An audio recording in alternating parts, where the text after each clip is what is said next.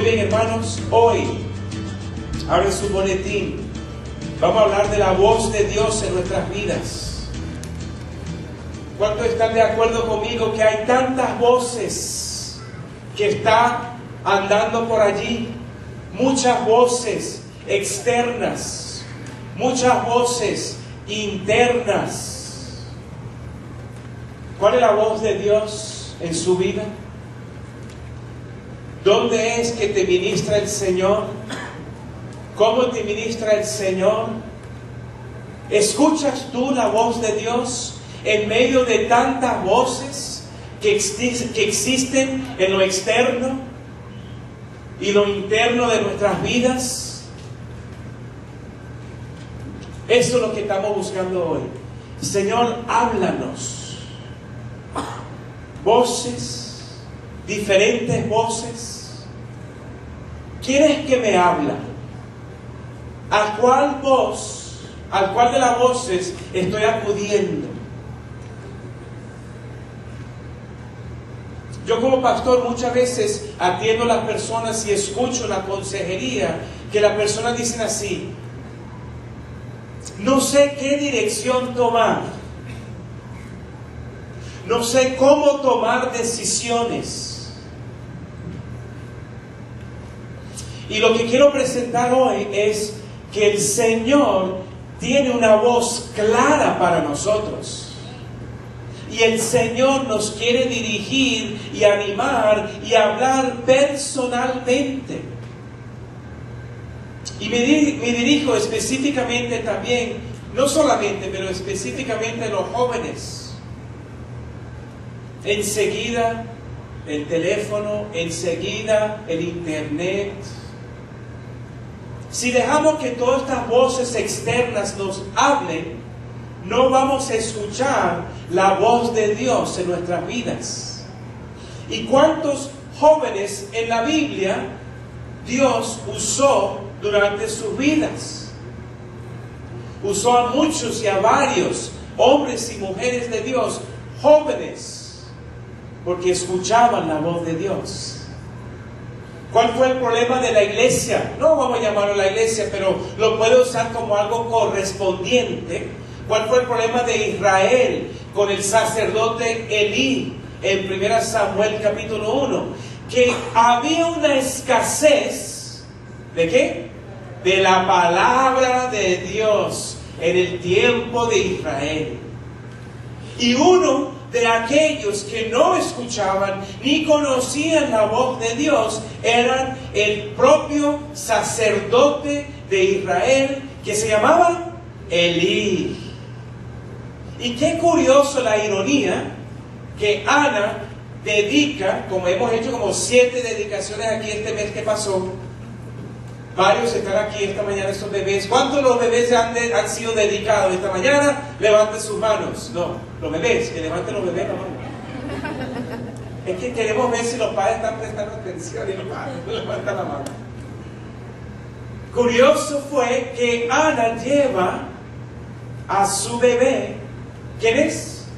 Samuel. ¿Dónde está Luis Miguel? Sí, Samuel. En la escuela bíblica vacacional en los bloques.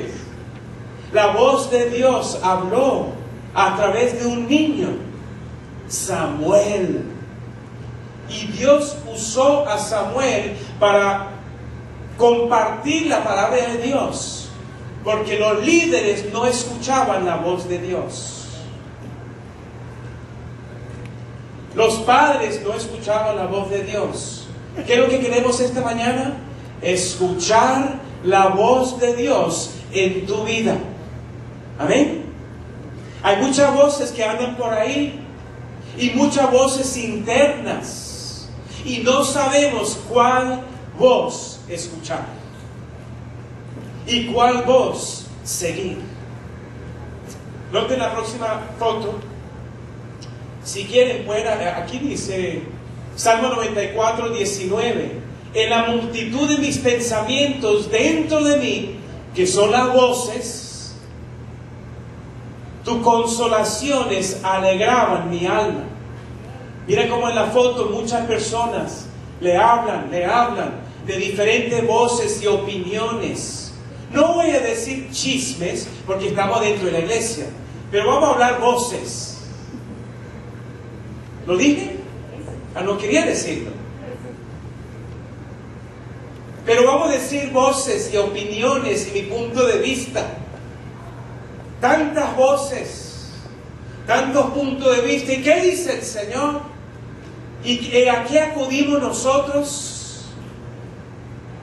¿Y por qué siempre buscamos la voz de Dios de última? Buscamos a YouTube, Google, el último chateo que hay por ahí. ¿Y cuándo buscamos al Señor? Muchas veces de último y estamos cansados a las 11:30 de la noche. Y día mañana tengo que tomar la decisión. No vamos a ser así. No vamos a permitir que las voces externas ni las voces internas del Salmo 94:19 no nos van a guiar. Queremos escuchar la voz, el susurrar de Dios íntimamente hablándonos y guiándonos. Eso es lo que nos trae seguridad como personas.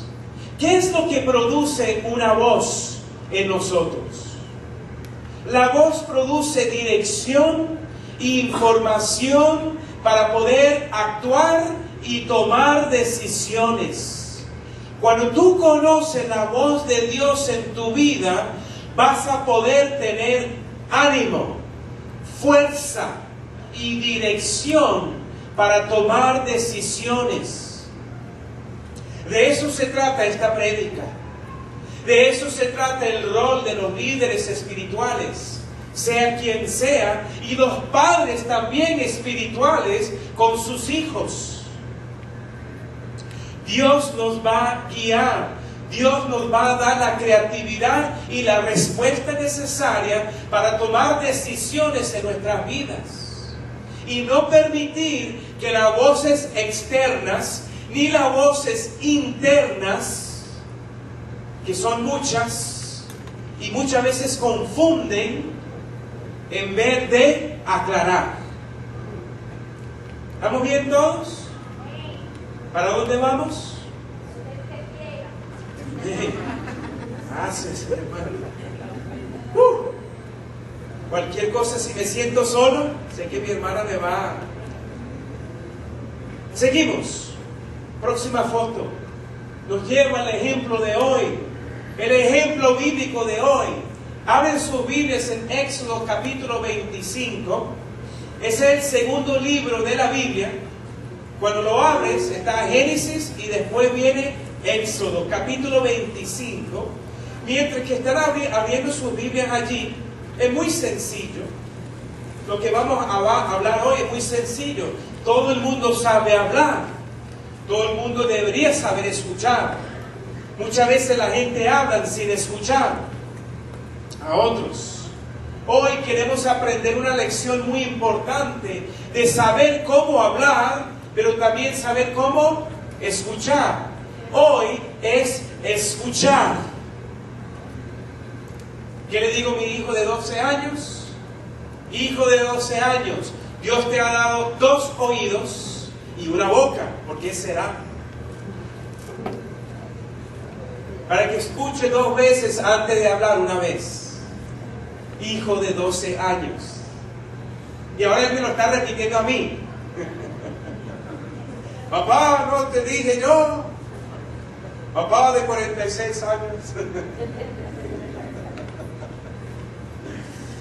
Nos reímos mucho en la casa, pero también hay momentos muy serios de enseñanza, de aprendizaje para todos nosotros. No solamente yo enseñando, pero también aprendiendo. Y queriendo aprender más de Dios cada día. Donde vemos en este ejemplo de Éxodo capítulo 25, noten bien, no tanto Moisés, pero noten bien dónde vamos a enfocarnos la enseñanza de hoy, en la arca. En esta arca de Dios, la representación de la presencia de Dios. Noten conmigo, queridos hermanos, en sus Biblias, Éxodo capítulo 25, versículo 22, yo me reuniré allí contigo en medio de los dos querubines que están sobre el arca del pacto, desde la parte superior de la del propiciatorio, te daré todas las instrucciones que habrás de comunicarles a los israelitas. ¿Cuál es la lección aquí de Moisés? Cómo escuchar y cómo hablar. ¿Quieren aprender cómo escuchar y cómo hablar? ¿Quieren saber a cuáles voces van a escuchar? Vamos a aprender un poquito de Moisés. Y vamos a permitir que Moisés, como ustedes pueden ver, no tiene que mirar muy lejos, porque en tu Biblia, en el capítulo 25, habla de las ofrendas para el santuario, el arca, la mesa, el candelabro. Por primera vez establecieron el tabernáculo en el desierto, por primera vez en la historia de Israel. Y todas las cosas que fueron construidas para el tabernáculo eran construidas para enseñar una sola lección. ¿Cuál es? Todo lo que cantamos esta mañana, que Dios es santo. Y cuando vamos a entrar en la presencia de Dios, en el caso de Moisés, para escuchar de su voz, tenemos que entender que nuestro Dios es santo, Él es apartado, Él es diferente de los otros pequeños dioses de este mundo, creado y formado de la mano de los hombres. Y aquí en este lugar, Dios quiere hablarle a Moisés esta mañana, correspondiente a este ejemplo del Antiguo Testamento. Dios nos quiere hablar a nosotros. Y te pregunto, ¿Dios te habla? ¿Escuchas el susurrar de Dios? ¿Puedes escuchar esa voz de Dios tan distinta a las otras voces externas y voces internas que muchas veces nos inunde? Una de las versiones bíblicas de Salmo 94 es que mis pensamientos son como un diluvio. ¿Te ha pasado eso, queridos hermanos? Muchos pensamientos vienen como un diluvio y no puedo pensar con Dios.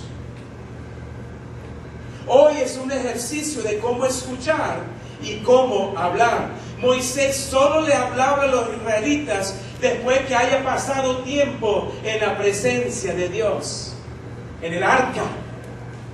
Y vamos a ver cómo Dios trabajó en esa arca con Moisés. Fue un lugar apartado de todo el campamento donde Dios iba a poder hablar y compartir con Moisés. Cada líder aquí esta mañana y cada persona esta mañana, pido y deseo para ti que escuchas la voz de Dios. Porque cuando escuches esa voz, vas a saber cuál es la decisión que tiene que tomar en ese trabajo, en esa relación, en esa situación entre vecinos. Que con tantas personas aquí sabemos lo que estoy hablando. Dios nos va a guiar a saber cómo trabajar, como vimos en la vida de Marisela, una gran bendición de Dios hablándole sobre su salud. Dios nos habla, hermanos. ¿Lo escuchamos? ¿Escuchamos su voz? ¿Entendemos su voz? Seguimos. Noten conmigo algunas piezas importantes en la próxima foto del arca. Vamos a ver aquí el contenido del arca. Las tablas de los 10 mandamientos, al lado derecho se pueden ver bien. Una copa de maná que sostenía al pueblo de Israel por 40 años en el desierto. ¿Sí me escucharon? 40 años en el desierto con maná. Pan de jamón de maná, torta de maná, mondongo de maná. ¿Qué más hay? Parrilla de maná, cachito de maná, empanada de maná. Todo era, y hasta aquí estaban ellos con maná hasta el final, ¿sí o no? ¿Qué fue lo que Dios les mandó después en medio del desierto? Codornices y maná. Y noten aquí la vara del lado izquierdo, la vara de Aarón, que dio fruto cuando estaba muerto. Dio fruto. ¿Qué era eso? De almendra, ¿no es cierto? El número 17 está en su boletín. Lo pueden ver después porque hoy es una prédica y no tanto una enseñanza. Pero para que puedan ver que no estamos sacando cosas del aire. Estamos sacando las ideas de la Biblia, de la palabra de Dios. El propiciatorio, próxima foto, es muy importante aquí. Moisés entraba en el lugar santísimo y veía esta arca, y el propiciatorio era parte encima donde están los querubines. El propiciatorio importante, como pueden ver en su próximo punto de esto aquí del boletín, esto simboliza la misericordia de Dios, porque era la tapa, en pocas palabras, era la tapa de esa caja. Una caja de madera. Y adentro de esa caja de madera habían esos 3 ítems. Y encima de la tapa está el propiciatorio. ¿Por qué es importante el propiciatorio? Para que pueda entender la mente de Moisés. Tú eres Moisés entrando, estás viendo eso allí. Y en medio de los querubines, allí encima de la tapa, él tenía que colocar la sangre de los toros y becerros. Y esa sangre cubría los pecados del pueblo de Israel una vez por año. Ahora escúcheme bien. Dios le hablaba al hombre a través de la sangre. ¿Y cuál era el problema de Moisés? Cada año llegando allí, cuando veía la sangre seca y vieja del año pasado, ¿cuál es el problema? Que lo recordaba sobre los pecados del hombre, del pueblo de Israel. Humanamente hablaba, él tenía que ver la sangre seca, vieja, de todos los pecados, de todo el pueblo de Israel. Pero noten cómo Dios trataba a Moisés y al pueblo de Israel. ¿Qué fue lo que Dios le dijo allí en Éxodo capítulo 25? Allí, en medio de los querubines, en el propiciatorio, yo te hablaré. ¿Qué significa el propiciatorio? Misericordia. Misericordia. Por causa de la sangre de los toros y becerros, yo te hablaré. Y por encima de los querubines, miren los querubines miraban hacia abajo, no hacia Moisés. Los querubines con sus alas, que no me quiero adelantar, muy importante los detalles del propiciatorio, porque el propiciatorio tiene que ver con la tapa y la sangre del pacto de Dios hacia el hombre, y no lo que el hombre pactaba hacia Dios. Porque si se trata de solamente la sangre de los becerros y los toros, Dios acabaría con el hombre. Pero ¿qué hizo Dios con sus querubines? Misericordia. Hablaré contigo por allá arriba, en el propiciatorio, donde los querubines se miran los unos a los otros y no hacia el hombre. Porque se trata y habla de la misericordia de Dios, usando la sangre como forma de entrar en su presencia.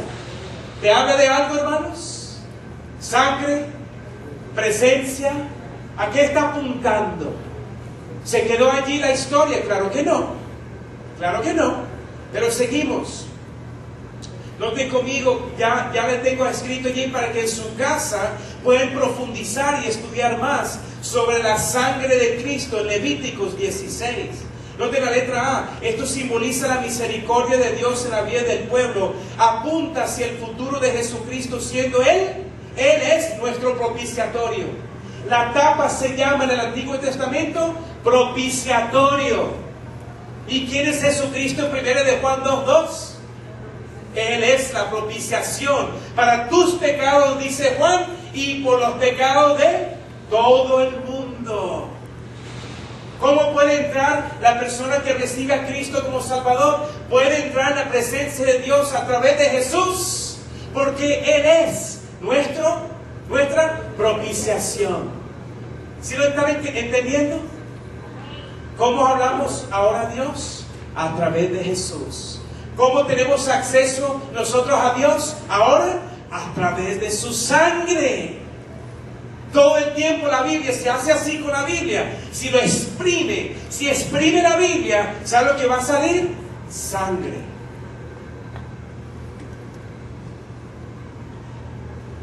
Desde Génesis hasta Apocalipsis. Apocalipsis 12. ¿Quién es el Cordero inmolado antes de la fundación del mundo? ¿Ese Cordero a quién se refiere? A Jesucristo. Sangre desde el inicio hasta el fin. Y gracias a la propiciación de Cristo tenemos entrada hoy en día en la cual somos libremente perdonados. Y noten aquí conmigo, y noten la próxima foto. Los querubines, ¿ya vimos esa foto? Ajá. Vamos a devuélveme un poquito los querubines. Noten la importancia de esa sangre, ya lo hablamos. Noten la misericordia con la cual Dios nos trata. Pura misericordia en la propiciación, en el arca. Habían dos gemelos de la misma familia, obviamente. Dos gemelos.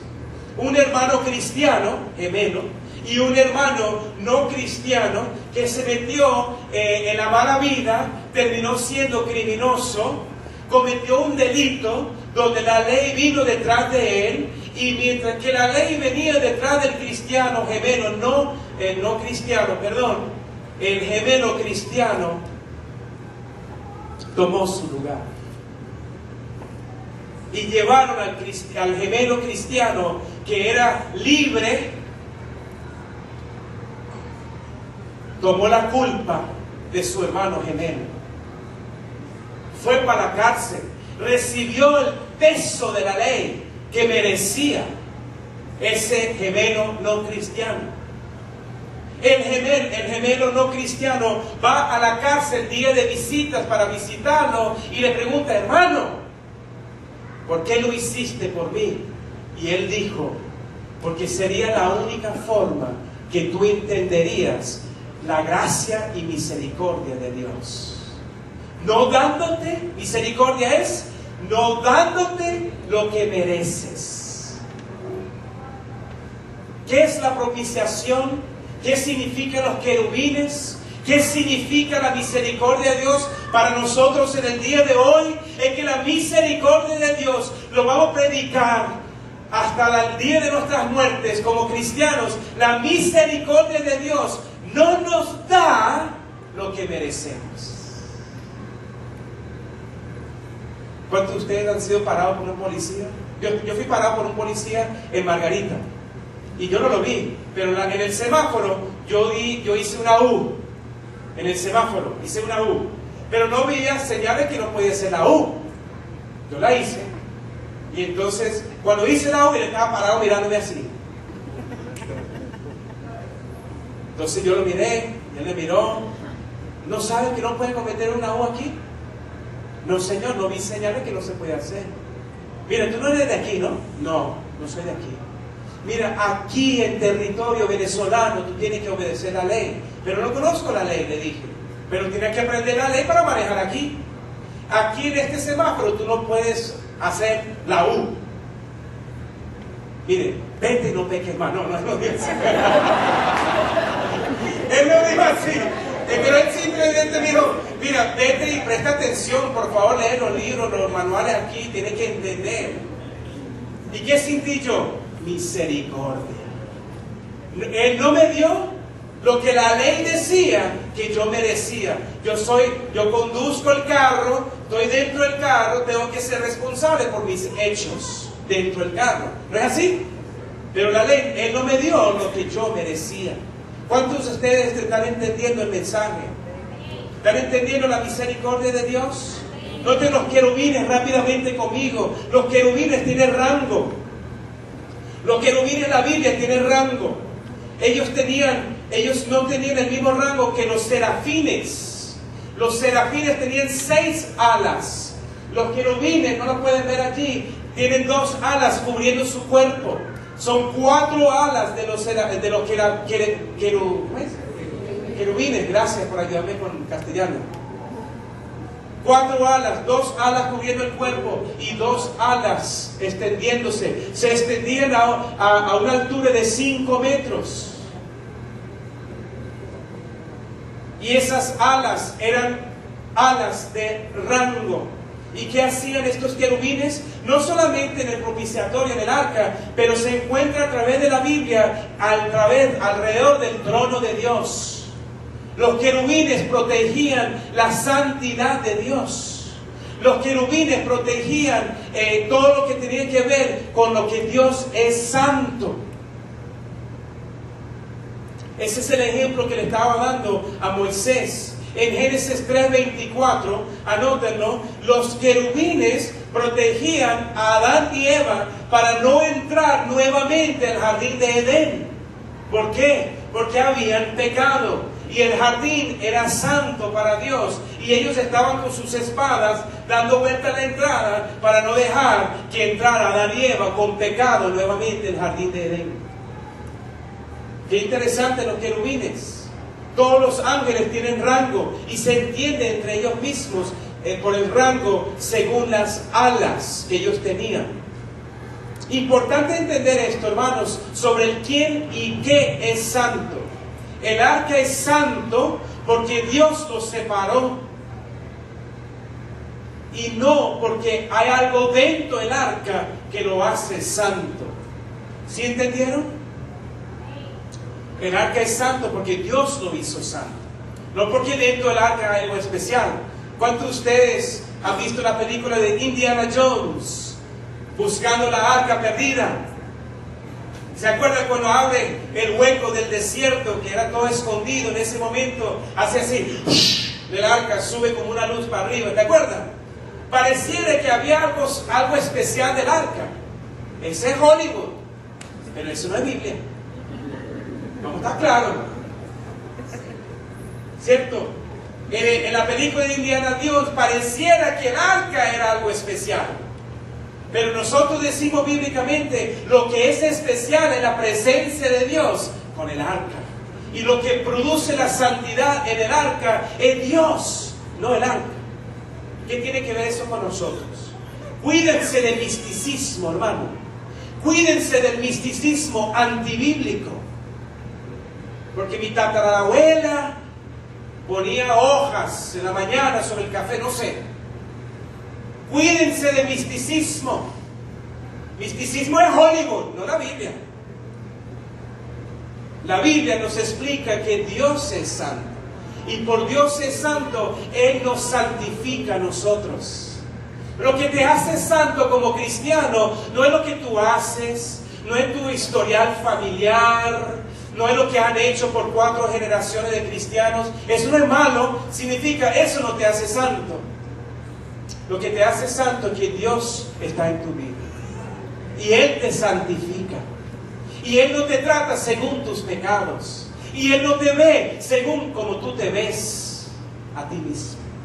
Él te ve apartado, santo, especial, la niña de sus ojos, por causa de la misericordia de la sangre de Cristo derramado en una cruz. ¿Sí me entendieron? ¿Sí escuchan lo que quiero decir? Ahora vamos a seguir. Nosotros vamos a mirar ahora en su Biblia, en Números, el libro de Números, después de Éxodo, Levítico, Números, capítulo 7, 89. Ahora sí, la próxima foto. Cuando Dios nos habla en lo personal, en sus devocionales, en sus estudios bíblicos, anoten donde estoy yendo con esto, hermanos. ¿Cuál es el punto? Por favor, entiéndame y escúcheme bien. El tiempo de culto de la comunidad de la gracia no puede sustituir tu tiempo personal con Dios. Todos los líderes y cada cristiano tiene que tener un tiempo aparte con el Señor para escuchar la voz de Dios en tu vida. Tú tienes que tener un lugar, no necesariamente físico como lo tuvo Moisés con el tabernáculo, pero un tiempo especial apartado donde tú buscas al Señor. con corazón abierto, con corazón quebrantado, diciendo: Señor, por encima de todas las voces, por encima de las internas y externas, necesito oír tu susurrar en mi vida. Cuando escucho ese susurrar, eso produce que la columna vertebral se pare, y hay confianza, y hay dirección, y hay claridad, y sé quién soy, sé para dónde voy, y sé por qué estoy aquí en la tierra. Y no para llenar un lugar, y no para tener un número celular. Si no estamos claros con Dios, no estamos claros en otras áreas de la vida. Y por eso que hay tantas voces que nos quieren jalar de un lado para otro. Pero cuando estoy claro con el Señor, en mi tiempo devocional, con la Biblia, en secreto con Él, como Moisés estaba en secreto en el tabernáculo, a solas con Dios, Él nos habla y Él es claro. El que tiene que aprender a escuchar, ¿es quién? ¿Dios o nosotros? Nosotros. ¿Cómo es la elección? 2 oídos, 1 boca, algo así, ¿no? Antes de hablar tenemos que escuchar. Antes de hablarle a las situaciones de tu vida, en el día a día, en los trabajos, en los colegios, en las universidades, antes que tú te metas en un negocio o no, tú tienes que saber escuchar la voz de Dios para tu vida. ¿Basado en qué? En Números 7, 89 el versículo. Note conmigo, ¿cómo fue que Dios le habló? Cuando Moisés entró en la tienda de reunión para hablar con el Señor, que es el tabernáculo, ¿cierto? Escuchó su voz de entre los 2 querubines, desde la cubierta del propiciatorio, o la tapa, ¿no? Del propiciatorio, que estaba sobre el arca del pacto, y así hablaba el Señor con Moisés. ¿Quieren ustedes que Dios te hable? ¿Quieren que el Señor guíe tu vida? Busca su presencia, pero no en una caja, no un propiciatorio, no un querubín, pero ¿quién? A Jesucristo. Él es todo eso para nosotros. Y Él está dispuesto a hablarle a ti y hablarnos para que podamos ser guiados con tu Santo Espíritu. Noten conmigo el problema de Moisés que él tenía. Por entrar y hablar con Dios, Moisés fue preparado como líder para enfrentar las diferentes situaciones en su vida. Por ejemplo, noten conmigo rápidamente, no lo vamos a leer, Números capítulo 11. Allí en Números capítulo 11 dice: el pueblo se queja en Kirubrot Atabá. El pueblo se queja. ¿Cuánto les gusta a ustedes que la gente se queje? Levante la mano, porque si les gusta te voy a dar el micrófono para que termine el mensaje. Ajá, quieren que la gente, le gusta que la gente, sí, les gusta que la gente se queje. Bueno, Moisés no sabía qué hacer con esa gente quejándose. Pero ¿qué hizo antes? Se metió a solas con Dios. Capítulo 12. ¿A cuánto de ustedes les gusta que la gente te traicione?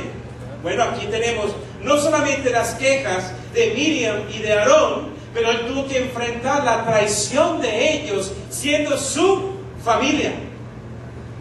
Más doloroso aún. ¿Cómo enfrentó Moisés la traición de su familia? Se metió a solas con Dios. Y no escuchó las voces de la gente externa, ni se escuchaba las quejas de la gente. Él decía: Señor, háblame. Y cuando tú me hablas, yo sé qué voy a hacer. ¿Qué tal? ¿Qué tal aquí en 12? Noten conmigo, rapidito, capítulo 12. Noten del versículo 6 al 8. El Señor le dijo: escuchen lo que voy a decirles. Cuando un profeta del Señor se levanta entre ustedes, yo le hablo en visiones y me revelo a él en sueños. Pero, escuchen bien, pero esto no ocurre así con mi siervo Moisés. Porque en toda mi casa, él es mi hombre de confianza. Con él hablo cara a cara, claramente y sin enigmas. Él contempla la imagen del Señor como se atreven a murmurar contra mi siervo Moisés.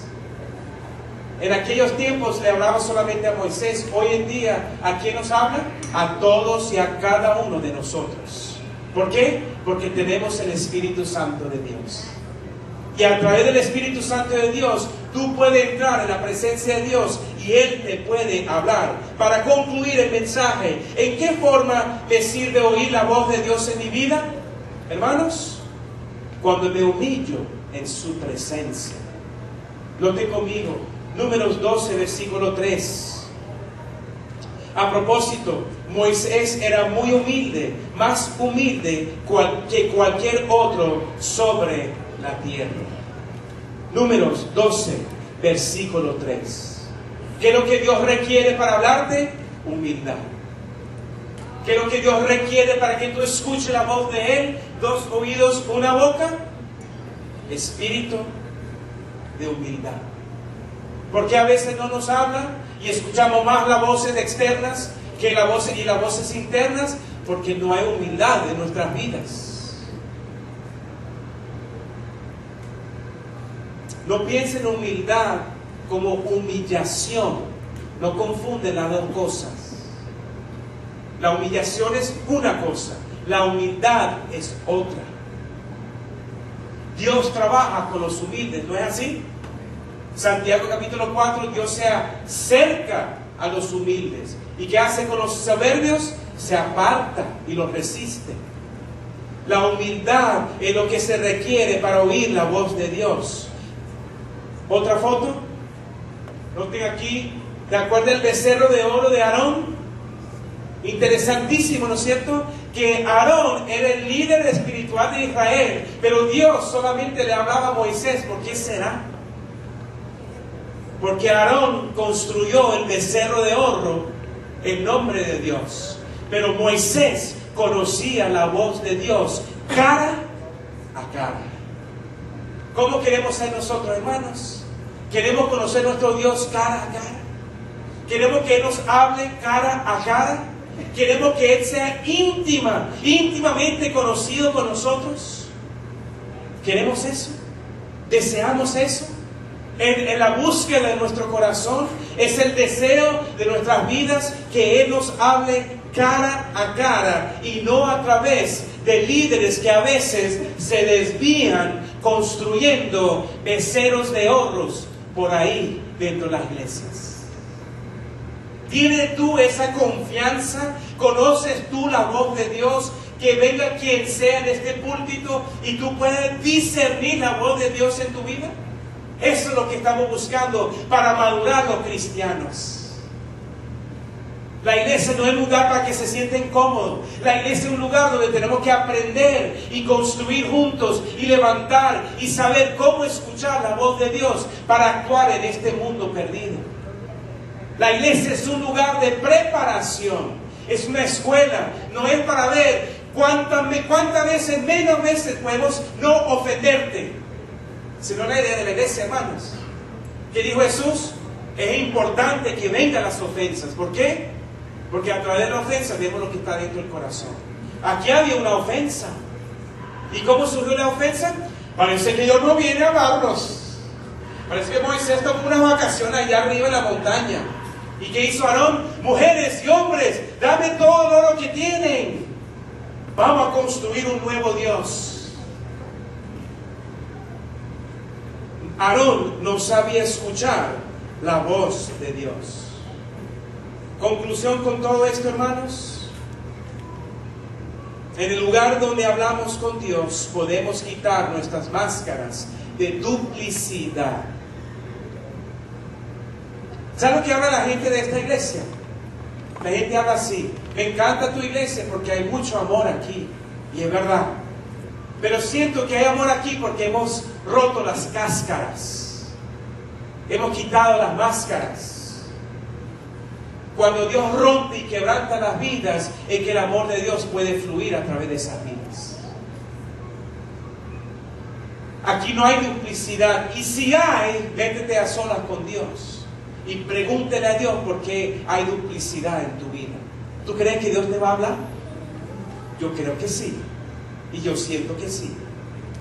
Y en ese lugar secreto con el Señor no hay duplicidad, y permite que el Señor nos hable con toda la franqueza del mundo, y sabiendo que a la vez que sus palabras de doble filo hieren y cura al mismo tiempo. Hiere y cura al mismo tiempo. ¿A quién Dios le va a hablar, hermanos? Proverbios capítulo 8, anótenlo y hablen conmigo para cerrar el mensaje. Proverbios capítulo 8.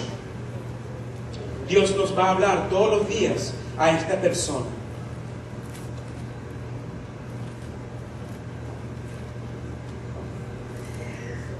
Sí. Ajá. Éxodo, ahí dice Éxodo capítulo 34, 29 al 34.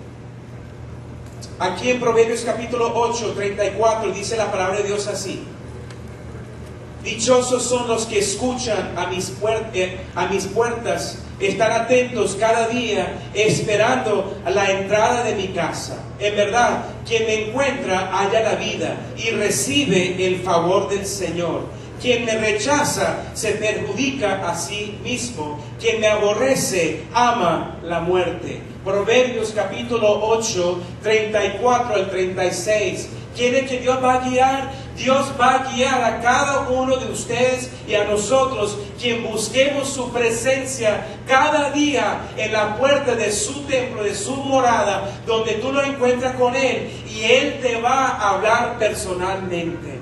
Él te va a atender personalmente. Él va a escuchar tus gemidos y tus clamores, y Él te va a dar dirección en tu vida. ¿Qué necesitamos, hermanos? Tenemos que entrar en su presencia. Y qué interesante que Dios no le habló a Aarón. ¿Le habló a quién? Moisés. Porque había humildad. ¿Vamos a ser humildes? Seamos humildes, hermanos, los unos con los otros, y Dios nos hablará. Amén. Vamos.